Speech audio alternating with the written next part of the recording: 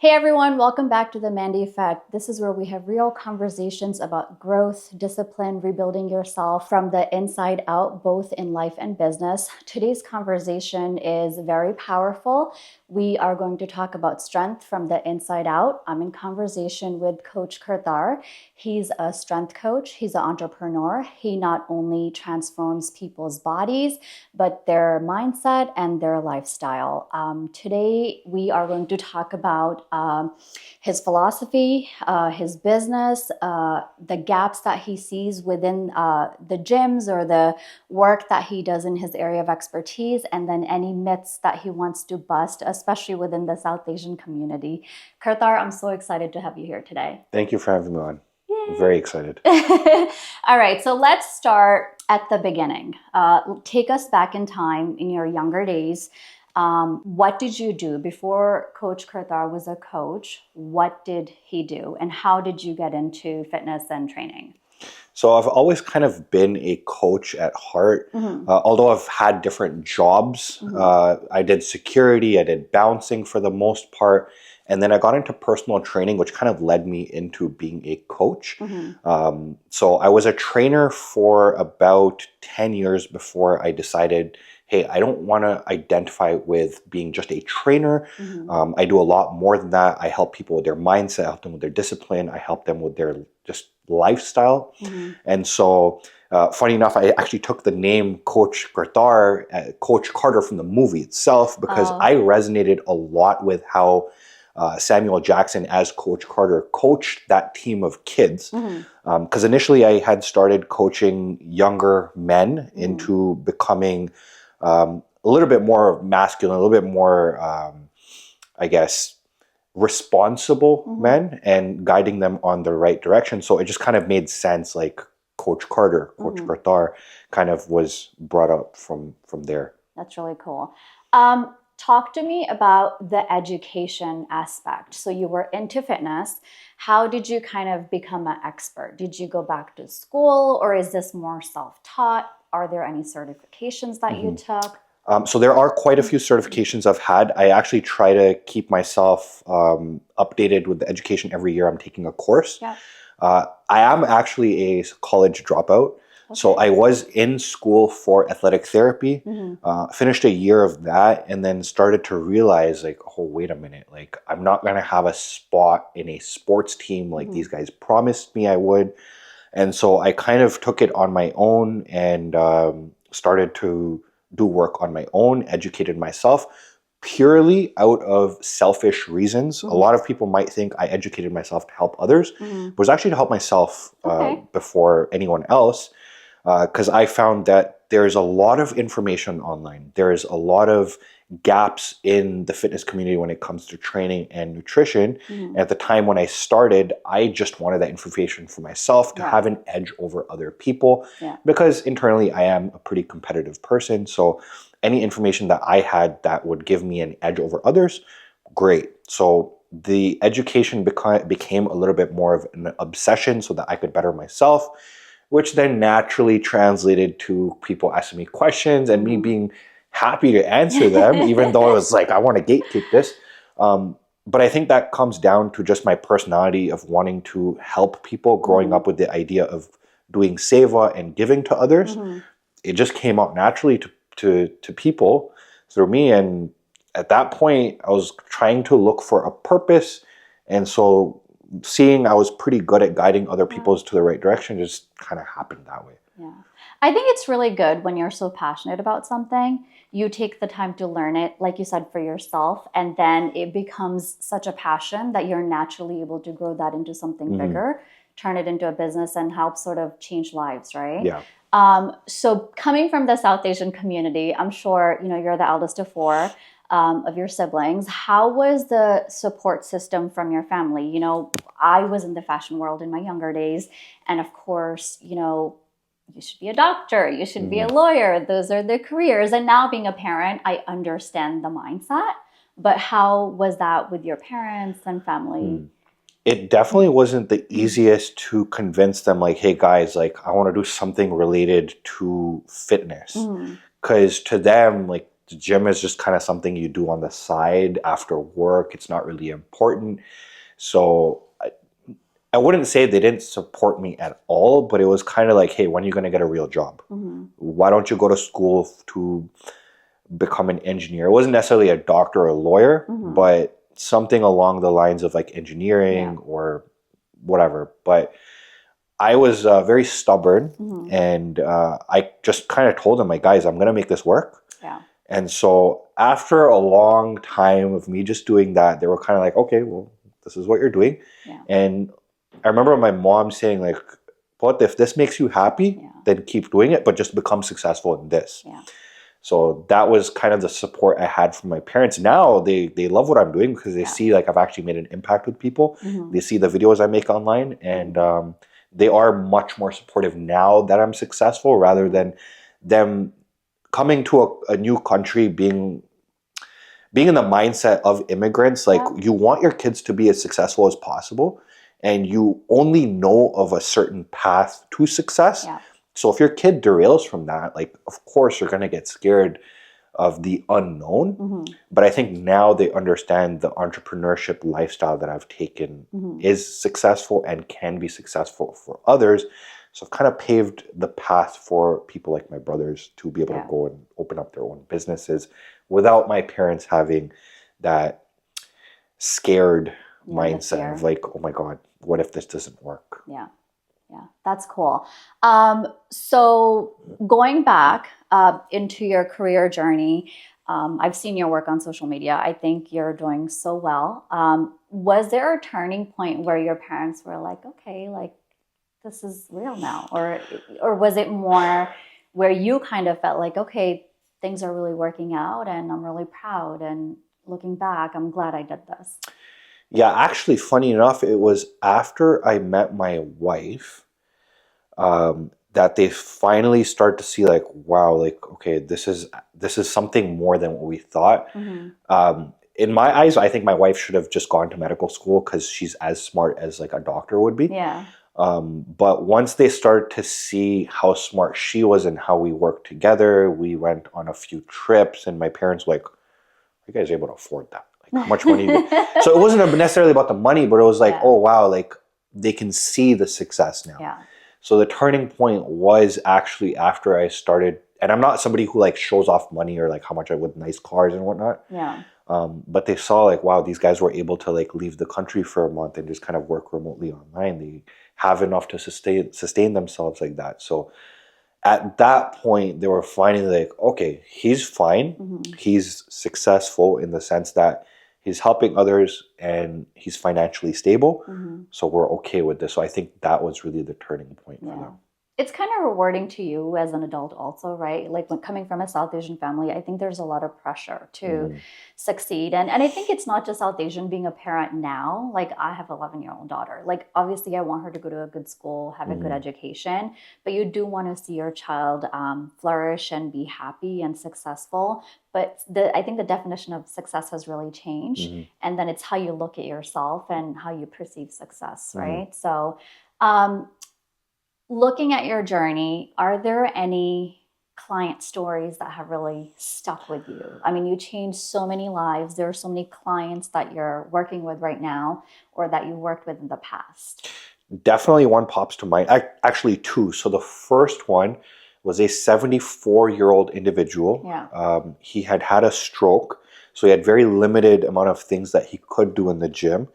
And the success kind of came with him being able to walk again properly. And then when we started his strength training journey, I'll say this with like, this made me super happy. He was able to deadlift like almost 300 pounds at the age of 74. He was strong. He was confident. He felt strong enough to go play with his grandkids. So that was definitely one big win. Another one I had was a client that stuck with me for 5 years. He came to me before he got married. He had some substance abuse issues, and his to-be wife really encouraged him, hey, like, I need you to get a trainer, get your life in order. Got him away from the substance abuse issues, got him healthy, got married, was with him through his first child, had a positive impact on her because she saw all of the, I guess, the good habits he had. She started to kind of follow along. And then through his second kid as well. And from the point I met him to that 5-year mark, completely different person. And although like he had some substance abuse issues in the past and had gotten away from that, every time he would like once in a while get drunk, he would send me a 3 a.m. text like, bro, I love you. You changed my life so much. I'm so glad I met you. And although we saw each other 5 times a week, I think those were probably the most meaningful, memorable things I can remember with any clients is just the, hey, bro, like, thank you so much. I'm glad I met you and you've changed my life for the better. And I'm a better father because I met you. Oh, that's so touching. So above and beyond any of the PRs and the gyms and the physique changes, it's like the impact that I've been able to have to the individual and that impacts their family. So I think that's a lot better than a 300-pound bench press, for example. No, that's fascinating. So when clients come to you, I mean, you work with so many different people from different backgrounds. What is your sort of mantra? Like, how do you guys kind of walk me through your experience of a client intake to how the process actually starts? Like, what are some of the gaps that you're seeing when people are coming in? If there's any, I'm sure there's lack of education, right? What are some of the struggles that you see within your clients? I think the most common struggles we see across the board is a gap of knowledge and how to implement certain systems so that their journey is smooth. Right. And a lot of that comes to, like we were talking about earlier, just a whole lot of knowledge on the internet and you kind of get decision fatigue. So our job from the beginning is to kind of prospect clients who we feel like we will work well with. Because I have a certain personality. My wife has a certain personality. And the first and foremost, you have to vibe with us. Like I can't work with you if our personalities there has to don't be match. A genuine connection. Yeah, there has to be a connection with there. So along with like the formal intake process, I'll just try to build rapport. I'll make some jokes. I'll try to see if they can kind of like mess around with the jokes a little bit. Because me, just as a coach, like I'm not a super, super serious, formal, professional, corporate type guy. I do tend to like make jokes here and there. I do tend to have more that locker room talk with a lot of guys I work with. So that is, I think, one of the most important things. And then above and beyond that, it's, are you willing to actually do the work? Are you willing to change? How much do you want this? So if somebody is like, yeah, it would be great if I wanted it. Like, sorry, you don't want this back. If I can't work with you because you're not going to do the things that I'm asking you to do.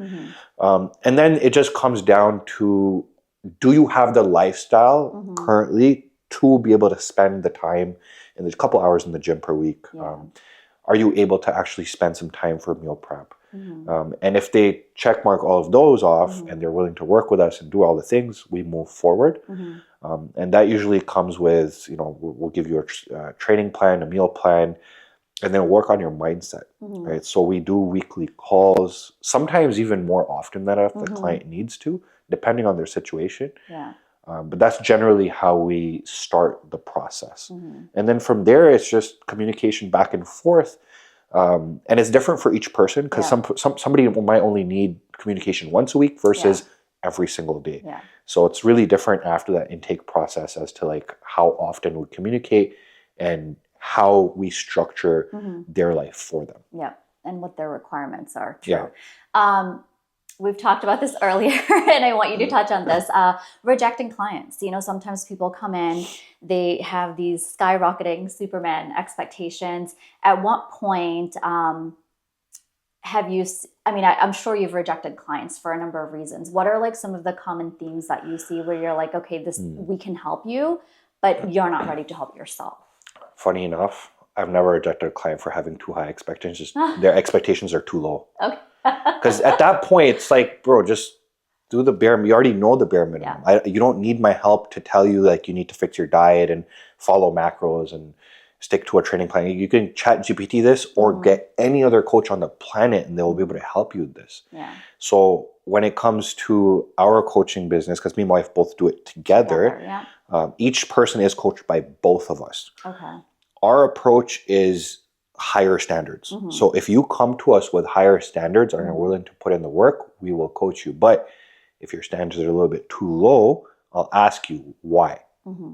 Is it because of self-belief? If you simply do not believe that you can achieve more than this, you're not ready for this. Yeah. So that's the main reason I will say no to a client, is if they're just, the bar is set way too low. Okay. Because at that point, it's like, what are you paying for? Yeah. Well, also the accountability, right? Like if you have to have accountability, you can have the best fitness coach, you can have the best trainer in anything. If you're not willing to put forth the effort, you're going to fail yourself and you're going to fail them too, right? So you mentioned that you and your wife do this together. So is there like is she more of like the health and the diet plan and you're more of the strength and the fitness, or? Okay. Yeah. So generally why we did it this way in the first place is because when you look at any professional sports team or just, let's say, a tennis player versus like a basketball team. Yeah.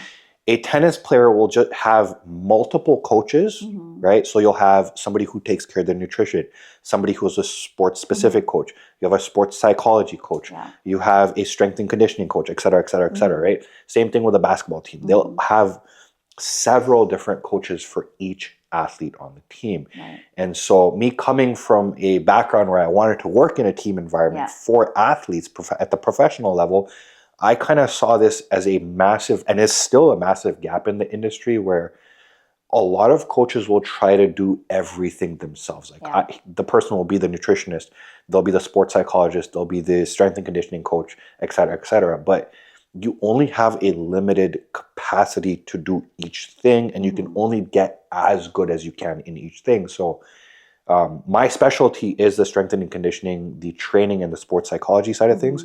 And then my wife does the nutrition psychology, sports nutrition, as well as she does have a background in sports massage and MAT's muscle activation therapy. Okay. So when it comes down to a holistic view of a client, it's like she can take care of this part and I can take care of this part. We're both very good at each of our parts, and it comes together where a client will feel like, wow, I'm getting the best of each one of their attributes. Whereas with somebody else, they might only get like 30 to 40% of each of those things. Yeah. So that's why we tend to do both of us with each person. And you know what? The more the merrier, and you kind of split the work, and it probably works out to everyone's benefit, right? So looking at diet, looking at strength, looking at weight loss, what are the biggest challenges that you and your wife see when it comes to strength training, weight loss, gym, diet? What are like the top 5 challenges or the struggles that you see with your clients or just people within your work industry? Like, for instance, if someone's at the gym, right? Like, what are the mistakes? And you're just kind of like, no. I think it's just the intensity people put behind their workouts. And this goes both ways. We'll have people that they're just super hard workers, and they'll push way too hard. Yeah. My job as a coach is to pull them back. Right. And then we'll have clients who I'm like, bro, you can push yourself so much harder. So my job as a coach is to push them further. Beyond that, the techniques people are using in the gym to lift weights, that matters a lot, right? Because you're only going to get results as good as your technique is. So that's another thing. And then a big thing is just identity and mindset. If you're going to identify as somebody who's weak and small, you're going to stay weak and small. Yeah. So that's where my job comes in, as like the sports psychology side of things, is to kind of identify why they're feeling like that, right? And I think we talked about this earlier. It's like, sometimes I can be on the phone with a client for up to 2 hours trying to figure out why exactly they have this self-limiting belief. And we must break them into a new character and start to develop them there. Right. So I think those are the main things, because along with the identity, everything else kind of falls under that. So if we can kind of create or mold a stronger identity for them, everything else will kind of fall in place. Whether their accountability or their food, they don't want to meal prep, any of that, I think will kind of fix itself once they identify with the person who is successful on their fitness journey. Okay, that's very good to know.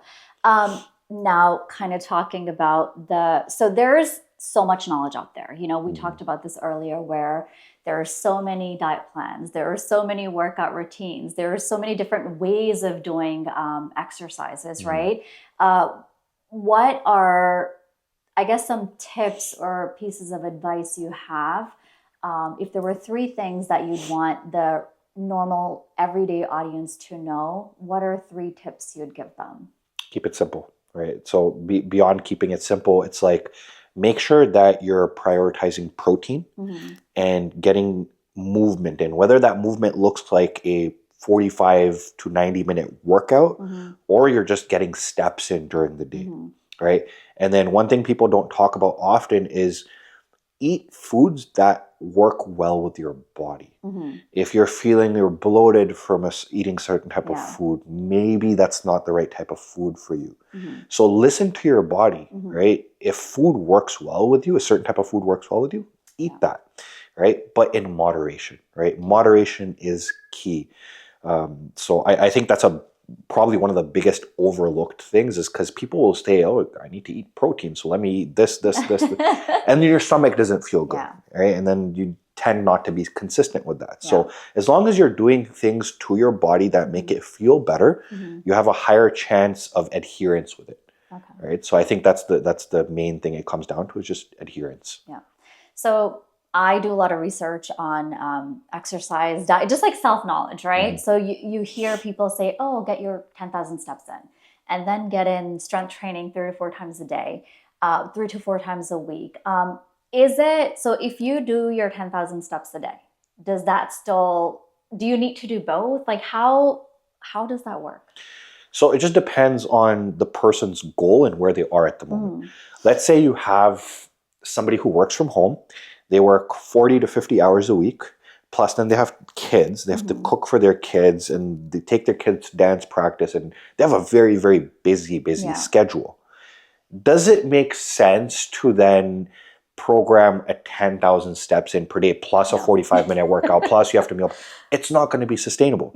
So depending on the person, if they are a very, very busy individual, I will probably not ask them to get the 10,000 steps in plus a 45-minute workout plus do all this other stuff because it's not sustainable. But if the person is able to get the 10K steps in per day, like they have the time, and then they can also go work out and they can also, then sure. But it's very person dependent and situation dependent. And to be honest, like the 10,000 steps a day is a very arbitrary number. I don't think your body actually knows you're taking 10,000 steps. I think that's such a metric your watch is going to track. You're going to look at it. It's an even 10,000 number. It's like, it's just to satisfy your own ego and your own self and your own mindset. Like, yes, I achieved this arbitrary number. But I don't think that's necessary. I think by focusing on metrics such as performance increase in whatever type of exercise you're doing, taking a look at your pictures, progress pictures, and looking to see if your weight's actually moving steadily on the way down, I think that's more important than focusing on the daily tasks to just check off just because you need to check them off. I think splitting it also helps. I mean, sometimes people just want to get up and do their 5K on the treadmill. I mean, that's one thing I learned from my Indian parents is like, you know, you walk after each meal for 15 to 20 minutes. And that itself is movement as well, right? So let's talk about diet now, right? So I mean, nowadays it seems like protein is that like, so the way I understand it is for each pound, it's 1 gram of protein per pound. Some being a vegetarian, sometimes people find it challenging to incorporate protein in every meal, especially within the South Asian diet. It's more carb heavy. What are some foods like for lunch, dinner, and breakfast, like the easy wins for that, you know, busy couple or that busy person who's on the go, but they also want to stay healthy, but they also want to get in their protein intake? Like, what are some foods that you recommend? So some of the easiest things you can do is, number one, just incorporate some kind of whey isolate. Okay. It's super easy. It's a powder. You can mix it in almost anything. Greek yogurt and cottage cheese are very easy. There's almost like no prep that you need to do for them. You can eat them just straight. And then some kind of, well, if you're vegetarian, tofu is a great option, extra firm tofu. If you do eat meat, prepping something like chicken or beef would be ideal. And then just pair it with a carbohydrate that you can easily digest, plus some healthy fats, right? So nutrition doesn't have to be complicated. You can keep it very, very simple. Yeah. Look for the things that are easiest to just kind of grab and go, right? I'm not so much of a fan of protein bars and those high protein snacks, although if you just kind of have them in your home and you're on the run, you just need something to grab and go, those are great options as well. Once in a while, once in a blue moon, like it's not a meal replacer. Yeah. Okay. That's I love I do have them, but I feel like there's so much sugar in them. So then you are getting your protein, but then you're increasing your sugar intake. Okay, so that's perfect. Now let's talk about the South Asian diet, right? We're Punjabi, we're used to eating parathe and then those good foods, right? What are some myths within the South Asian diets that you would like to bust? A lot of people feel like they can't eat roti. I think it's all about balance, but you're the expert, so you tell us. Two of the biggest things I hear often are, protein's bad for you. Because even currently in India, I have some clients in India that they know protein's good for them, but their family would be like, oh, be careful with the protein. It might give you kidney issues or this issue. I'm like, no. So that's myth number one is protein powders, creatine, these things are not bad. Right? They're actually very helpful. And another thing people get wrong often is that they need to cut out roti or carbs completely.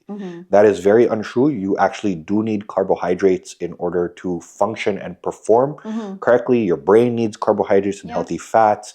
And typically people, when they're trying to lose body fat, tend to also cut out fats, healthy fats that your body needs, right? There's essential amount of fat your body needs. So I think those are huge, where people just have a lack of understanding. And when we try to just logically think, right? I'm trying to lose fat. So if I eat less fat, that means I'll lose fat. Logically, yes, that makes sense, right? In a way. But obviously, as we have the science behind it, that's not how it works, right? So I think just education and making sure people understand why protein is important, why carbohydrates are important, why fats are important in the right doses is really what we have to break with the South Asian community. Okay. I'm going to ask you a silly question, but I want to ask you. So, Coach Kartar, right? You're very fit. This is a part of who you are. It's your identity. Walk us through a day in the life of when it comes to food. Like, what are, on a typical Monday, you wake up, what is breakfast, lunch, and dinner, snacks like? What are things that you tend to opt in or opt out for? So I have a pretty structured meal plan that luckily my wife has built for me, for being a nutritionist. So in the morning, I'll get up, I'll have about a liter of water with my morning supplements. And about an hour to hour and a half after that, after doing my morning cardio, I'll have, on a training day, I'll have a cream of rice with a scoop of protein mixed in with a banana. Right? So I'll have some sort of fruit. I'll go to the gym. Coming back, I'll usually have some sort of meal with ground beef, whether it's pasta or rice. Obviously, some veggies are included in that. A couple hours later, I'll have like a chicken and rice meal. And then I have a Greek yogurt bowl. It's usually like a kind of a parfait, Greek yogurt parfait. And then maybe a protein shake to end off the day. Nice. That is pretty much it. The only variance I have is on rest days, instead of the cream of rice, I'll have eggs. Okay. That's pretty much it. And what do you, you probably don't need to save your calories, but what do you splurge on when it comes to food, or you and your wife are going out? Like, what are things that you enjoy on your cheat days? Five Guys burgers. Okay. Oh, I had that last night, and ice cream. Okay. So when it comes to indulgence, I tend not to go for the zero sugar options. Mm-hmm. If I'm going to have ice cream, I'm going to go have a real ice cream. Yeah. If I want a pizza, I'll go have a pizza. If I want burgers, I'll go have a real burger. Yeah. What I want to give my body the fuel energy to like actually have like the calories. Mm-hmm. Typically, we tend not to, even with our clients, like if they want something, go have the real thing, right? Don't opt out for the low-fat ice cream or whatnot. Like have the real thing. Give your body what it wants, right? Because then they'll adhere to their diet much longer, and that's what I found with myself as well. Yeah. If I'll have like last night I had the Five Guys. Today I have no reason to want to eat anything but what's on my diet, right? So my adherence is better because I'll splurge on like the Five Guys or the ice cream. Fair enough. Let's talk about men's health in general. You mentioned you drink a liter of water. So, we constantly hear you should drink like 2 to 3 liters of water a day. I work from home. I'm constantly running around, on the weekends, running errands. I mean, 3 liters for me is a lot. What is like I guess, again, there's so much data around so many different topics, right? But like, is it 2 liters? Is it 1 liter? Obviously, the more you drink, the more you flush out. What is the 80-20 rule around that? I have one rule for myself and a lot of clients. Drink enough water to where your pee is clear. That's it. That's a good rule. I think I can follow that. For me, like it'll range, right? Like in the winter, in the colder days, I only maybe need like 2, maybe 2.5 liters. Yeah. In the summer, I'm sweating, it's hot, I'm outside, I'll need upward to 3, maybe even 4 liters. Yeah. Somebody who is just like, most of my days are sitting at home. On the days that like I don't do much other than just some easy walking, cardio, maybe walk the dog outside, I'm not going to need as much water. So it comes down to just listening to your body, right? If you're feeling thirsty, drink some water. Yeah. If you feel like you're peeing all day, every day, and it's distracting you from your work, maybe that's a little bit too much water than you need. And you're just drinking an arbitrary number of water because somebody said so. So it just depends. But my golden rule will be just drink till your pee's clear. Yeah. I think I overwhelm myself. I'll get like a big, tub of water. Like first when I'm excited, I'll drink it every hour and then it becomes a chore. And then if I have to get up, I feel like it's such a waste of time. It's probably the worst advice. Don't follow this, but that's just how I am. So that's actually really good to know. Vitamins and like vitamins. Let's talk about like for young men out there that are looking to build muscle, strength training. What are like common vitamins that you suggest, if at all any? So we will never prescribe anybody vitamins without blood work. Okay. So my wife she's able to read blood work. So we'll send them for blood work prior to any supplement or dietary recommendations to see what they're actually missing. Nobody should take any vitamins or minerals unless you know what you need and at the correct doses. On top of that, there's a lot of companies out there who spike these vitamins and minerals or whatever supplements with just BS in them, and they don't actually get absorbed. So there's a certain way that you should be taking your vitamins. Number one, do you need this? How much of this do you need? And can you take this vitamin with this one? And do they contraindicate each other? So certain things like multivitamins, I don't want to say are useless, but they are not going to do much because a lot of times they'll have 2 things in there where contraindicate each other and will inhibit the absorption of one another. So whenever you're getting vitamins or minerals as supplements, you need to make sure whether you need them, how much of them you need, and what they should be paired with. For example, vitamin D3 cannot be absorbed without K2 present, right? So just knowing these things is helpful, and I suggest if you're going to get any sort of supplements, get blood work done and get somebody who is able to read the blood work and actually prescribe you the supplements necessary for yourself. I think that's probably the thing that stuck out to me the most today, I mean, there's so much to learn from you, but when you're starting your weight loss journey, or if you're just not feeling yourself, the best and the first and most important thing you should do is go get your labs, right? Really understand what's lacking, what's extra, what's missing, and then kind of work through that with your trainer. Silly question. So, being in the business that you are, we all have our lovely family and friends, they're always looking for tips at the wrong times. How do you handle that? Hey, Kartar, let's go for a dance. I mean, honestly, like I get a lot of questions from friends and family. Yeah. And I tend to just give them the honest answer. I'm like, that's very nice of you. Not many would do that. But here's the caveat to that. It's like, if you're asking me and I give you that answer there, are you actually going to do something about it? Because I can tell somebody the perfect formula, and they're like, okay, cool, thanks, bye, and then they never do it. So for that reason, like, I have no problem giving people the valuable information, but it's up to them if they want to actually apply it. For example, like my dad, I've been telling him for 20 years, like, Dad, like, get yourself in, this is what you need to do to get in shape. And only recently did he start listening, because my brothers were the ones pushing him to it. But so you can give somebody all the information they want. They just, it's up to them if they want to do anything with it. So I have no problem giving it out. Yeah. I love your dad, for the record, if he's watching. Go watch this. All right. So with that being said, if there's a viewer or someone out there that's watching that wants to start from scratch, like ground zero, they want to lose a little bit weight, they want to strength train, what is, I wouldn't say the blueprint, but what are some things that they can do to get started? So the first thing I would probably start with is just start getting some movement in. And it doesn't mean you have to go to the gym. Go for some walks. If you have a dog, take your dog for a little bit longer of a walk. If you don't want to go outside, it's too cold, start going up and down the stairs.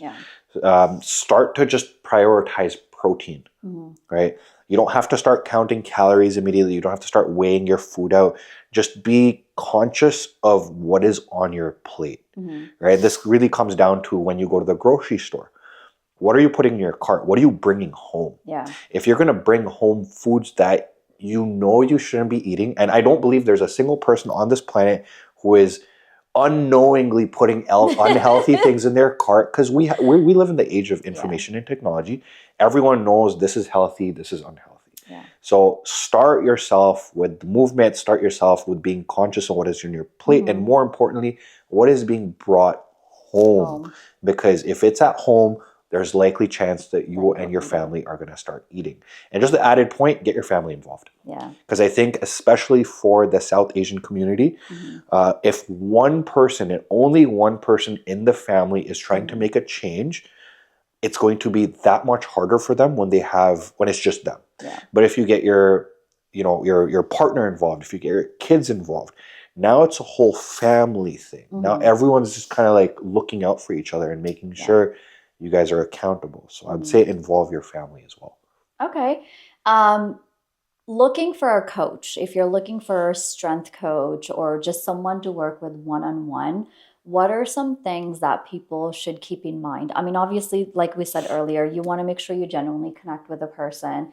You want to make sure that you're willing to put forth the effort. I think accountability and doing your part first is important. But if I'm looking for a coach or a dietitian or someone to work with, what are some things that I should be looking at to ensure that this is the right fit for me?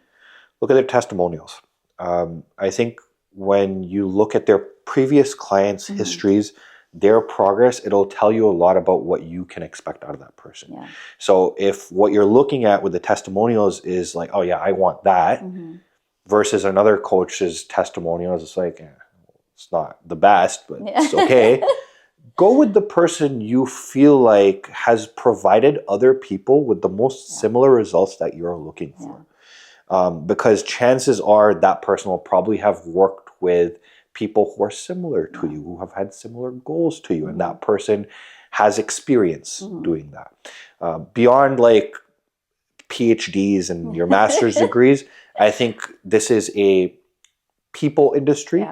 So the education, I don't think, matters as much as being able to just work with people. Yeah. Right. So I think that's important. Yeah. I think just to add to that, don't go for cheap. Go for someone who's knowledgeable. And if they're charging that price, they're worth it because they've done the work, they have the experience, and they'll definitely be able to help you within your journey. So I think sometimes people end up looking at price. When it comes to your health, you should focus on more on how this person can truly help me and are they capable, right? Now, even to add on top of that, like when we started this business, we had 10 years of personal training behind before we even started online coaching. Yeah. But we had to start off at a lower barrier of entry price-wise. So sometimes, not always, but sometimes you'll have extremely good coaches that are very affordable. And then you'll have coaches that are like, wow, I can't afford this, but they're really not that good at all. So the price isn't always going to reflect how good they are. That's why I say, like, kind of look at the testimonials. Yeah. But more often than not, the more expensive a coach is, the more you're going to take it seriously, because that's money coming out of your pocket and you want to make the most of it. So For sure. yeah, I would say, like, the cheaper the coach is, the less value they have to provide with you. Okay, that's fair enough. Is there anything that I haven't asked that you want to share with the viewers from a strength, weight loss, health perspective? Not necessarily. I think just focusing on who you want to be, right? Because anytime somebody starts on a health and fitness journey, they're looking for a way to become better. Yeah. Right. And becoming better starts up here. And so rather than just focusing on the body, the muscles, the image, internal work is very important. And something that I tend to talk about with a lot of clients is, how is your relationship with yourself? And more so, how is your relationship with God? Because I think that's a massive part of your identities. This body is my temple. Right? God has given me this body. Am I going to take care of it? Right? So I encourage all of our clients, like, get a closer relationship with God. Right? Get a better identity with yourself, better relationship with yourself as well. So although I don't think that's talked about enough, because we just typically we tend to ignore religion, and we don't tend to talk about that often because it's taboo and it's personal with people. But from a coaching perspective, I think more coaches should have and feel like they should have the authority to ask people, hey, how's your relationship with God? Because I think that's very, very overlooked. And when you develop a stronger relationship with God, I find all aspects of your life tend to improve. So I think that's a huge thing that people overlook. I 100% agree. Even, when you wake up in the morning, taking 5 minutes just to kind of get yourself grounded, thinking of the higher power, whether you believe in God or the universe or the energy. I think everybody has their own choice, which is fine. But I think the meditation and that grounding aspect definitely works hand in hand with your strength training and the mindset and the lifestyle, right? They all kind of complement each other. If there's someone that's out there more like, the senior citizen, I'm thinking about like my mom and dad, like my dad's, he was in the Indian Army. He's very, like, he'll walk 10 miles a day. He does weights.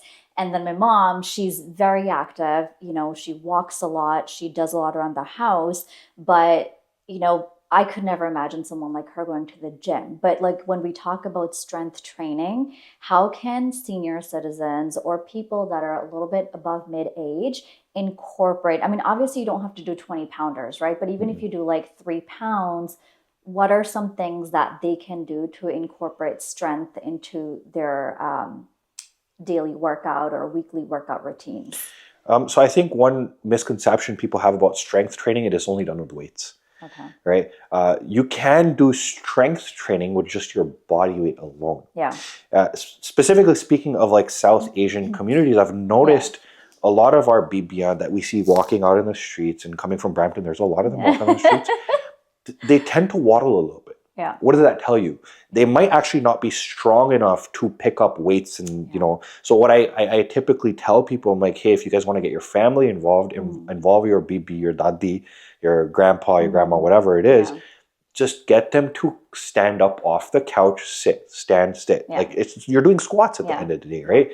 That in itself is strength training. Yeah. So I think if we redefine strength training and kind of take out the aspect of weights for the older people, because they might have a hard time kind of getting into that. Plus, it's like now we have to sign them up to a gym to do the weights. And it's like how, there's a huge, I guess, problem with that, because now they're going to have to learn to use machines and weights. So let's make things very simple for them. Yeah. Do things at home. Just going up and down the stairs, doing step-ups on the stairs can be strength training. Okay. Doing push-ups against the wall and just kind of strengthening their ability to kind of push themselves off can be considered strength training. So I think lowering the barrier of entry for our elderly to kind of begin this process and then just have fun with it. If you have a child, right, grandparents can just hold a child, get up, come down, and the kid will find it fun. They'll laugh. They'll, so I think just finding more creative ways to get them active is much better than go to a gym. We're going to sign you up with a trainer. This is how you're going to eat. Small changes is the best way to do it. Because again, these people have lived their whole lives like this. Yeah. Don't expect a massive change immediately. Yeah. So again, small changes, I think, much better. I'm starting tomorrow. We have a wedding coming up. These are all the questions I have. I do have a rapid fire round that I would like to cover with you. Just something very light to kind of ease the mood and the pressure of all this strength and weight loss that we've been discussing. Just quick answers that come to your mind, nothing fancy. You ready? Yep. Okay. All right. So squats or deadlifts? Deadlifts. Okay. Rice or roti? Rice. Okay. 5 a.m. workout or 9 p.m. workout? 5 a.m. Okay. Coffee or pre-workout? Definitely coffee. I know. It's like I always tell my daughter and my husband, like, just when I get up in the morning and, I kind of have my morning routine and come down, just let me have coffee and then we can get started with whatever it is that you want. Cardio or weights? Weights. Weights. Bulk or cut? Cut. Okay. Cheat meal or cheat day? Cheat meal. Okay. Well, Five Guys, you did say that earlier. Yeah. Biggest gym pet peeve? People not putting their weights away. Okay. That's by far the biggest one. Okay. Mine, in case you care to know, I told you before, is the stairs. You're just kind of like trying to do your thing and there's like looks coming your way and you're like, okay, just stop. Okay. One food you'll never give up? Burgers. Burgers. Okay. Discipline or motivation? Discipline. Okay. Motivation dies out. Perfect. A song that gets you hyped? I actually don't listen to music in the gym anymore. Okay. So I will say silence. Okay. That's interesting. So when you're on the, when you're doing weights, I find it distracting too when I'm doing strength training. Like I'm trying to get my sets and count and remember. And then if there's music, it's just, but when I'm on the elliptical, my God, I need to watch something or there has to be something to keep me going. I'll listen to podcasts while I work out. Okay, I resonate with that too. Okay, I listen to podcasts too, so that's good. If you weren't a coach, you'd be? Probably be building something with my hands. Some sort of craftsman or engineer or something like that. Okay, I could see that. Most overrated fitness trend? Peptides. Okay, I'll give you that one. One habit everyone should start tomorrow. Walk more. Walk more. Okay. One word you want people to associate with your name. Wisdom. Okay. That was a lot of fun. I learned so much. Sometimes it's the little questions and the quick answers that are so much more meaningful. All right. So with that, let's kind of wrap up. There's 2 questions I want to ask you. What legacy do you want to leave behind? I want people to remember me as somebody who had a positive impact on their life. I want to leave behind people who were better after they met me. What's one thing you want to be remembered by? Ooh, my impact on people's lives. Apart from the physical transformation, what impacts, if I made an impact on them and they went and impacted their family and then their family impacted more, it's like almost like a butterfly effect. Yeah. That's kind of what I would want. That's amazing. So what's next in the next 5, 6, 10 years with your business? I know you guys are really heavy on social media and you guys are doing really well. What direction do you see your business or yourself and your wife going into when it comes to your careers? Career-wise, we are in the process of kind of scaling our business up to the point where obviously we're recently married, so starting a family and getting to a place where we can raise kids comfortably but what I mean by that is like have systems automated so that we have the time to spend with our kids. I started this, we started this business because we saw our parents work the 9 to 5, possibly even a second job, and not really have time for us. And so us as parents in the future, we want to be there for our kids. We want to be able to take them to the dance classes and the soccer practices and whatnot, and be able to pick them up from school and really be present in our kids' lives. So the direction we're taking our business is anything that allows us to live that lifestyle. No, that's fabulous. And being a parent, I can totally resonate with that. That's all I have for today. Thank you so much for being here, sharing your wisdom, your honesty, and just being raw about everything that we discussed. I just wish you nothing but the success. Thank you. This was great. This was very fun. Thank you so much. I'll see you guys next time. If this video resonated with you or you feel like someone could learn something from this video, please share, subscribe, and comment in the section below. If there's anything else that you want to ask Coach Kartar, I'll leave his information in the description. Until next time.